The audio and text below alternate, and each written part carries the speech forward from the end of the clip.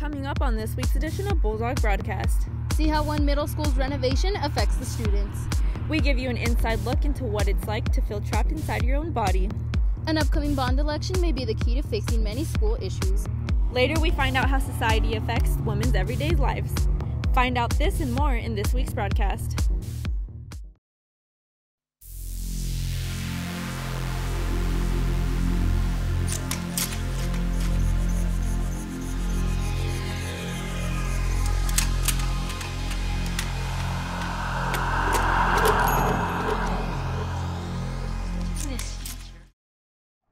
Good morning, Las Cruces High School, and welcome to this week's edition of Bulldog Broadcast. I'm Susie Theus. And I'm Mariana Guillen. This week we were presented with the theme Imprisoned. With that being said, we're here at the U.S. District Courthouse where justice is served to our residents every day.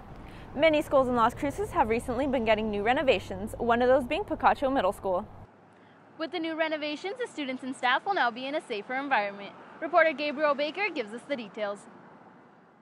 In our society today, we have become more accustomed to our freedom. But after all, this is the land of the free. But not everyone feels the same way, especially to some students in our city. Here at Picacho Middle School, multiple doors were added where only staff can open them.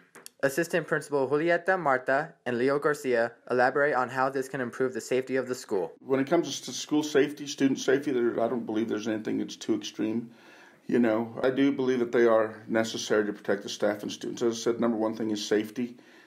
I think it's a plus, again, a sense of security for them and knowing that they're able to be safe in their classroom, that it's not just their door that a stranger would need to get through it. They need to get through the security doors as well. And they're right next to our security officers in the front and the front office up here.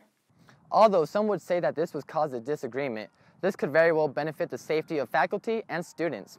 Reporting for Bulldog Broadcast, I'm Gabriel Baker. Many improvements around Las Cruces must be made, starting with our schools. We are in need of better technology and a newer facility to host our classes in. With that being said, the LCPS bond election is coming up in just a couple of days, and a simple vote yes can benefit our district. Reporter Lisa Torres delves into how the bond can benefit our district. The renovations here at Las Cruces High School have a cost estimate of about $90 million. This is due to a bond issue passed by Las Cruces Public Schools. Now, voters will go back to the polls once again for an upcoming bond election that will fund projects throughout the district. Advocates discussed the benefits of proposed bond-funded projects during a recent meeting at Las Cruces High School. District Chief Human Resources Officer Dr. Miguel Serrano says the money would provide renovations as well as improved safety and technology. This would be a very positive for the Las Cruces Public Schools because it will renovate our current facilities that need upgrades.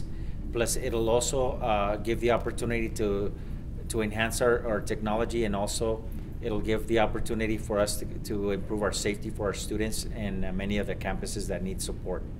Las Cruces High School Principal Jed Hendy says the bond money provided funding for essential projects at his school.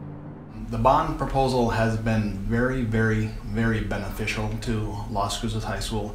Ever since the 2010 and 2014 bonds, it's been primarily Las Cruces High School. The first 2010 bond had been to upgrade the instructional wings. And that's been done. You're sitting in it, and across the bridge, the sky bridge, the whole 9 yards. And then the phase 2 is a back, and that's been primarily used to renovate the gym, the Augs gym. If the new bond proposal is approved by voters, Oñate High School will be one of many to benefit. Oñate Assistant Principal Kathleen Gardner says planned improvements to sports facilities are a safety issue.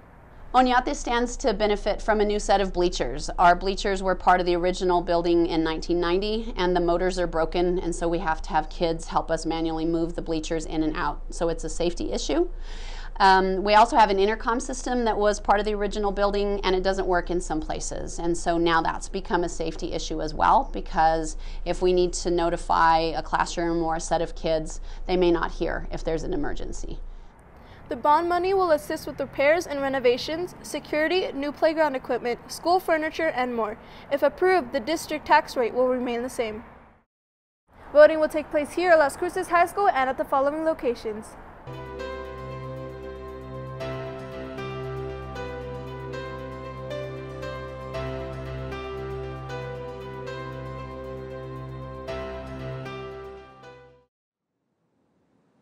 Before we get any further, let's hear some messages from our sponsors. In March of 2017, Dion's opened their second location in Las Cruces on El Paseo, just down the street from Las Cruces High School. Come by for lunch or after sporting events to enjoy a slice of one-topping pizza with a medium drink for only $4.66. Call 575-623-2321 or place an order online at dions.com ahead of time to have your food ready by the time you walk in the door. Dion's Pizza, Salads, and Subs. BBC is having a spirit night at Chick-fil-A from 11 to 8 p.m. on February 9th. Mention BBC and help us get to nationals.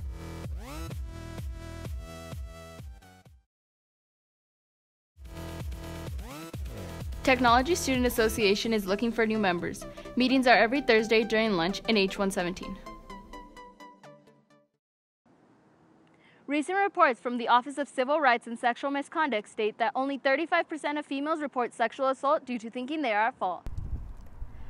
Many believe this is due to the impact society has on these women. Reporter Erin Galindo shines light on this topic and how it has impacted our peers.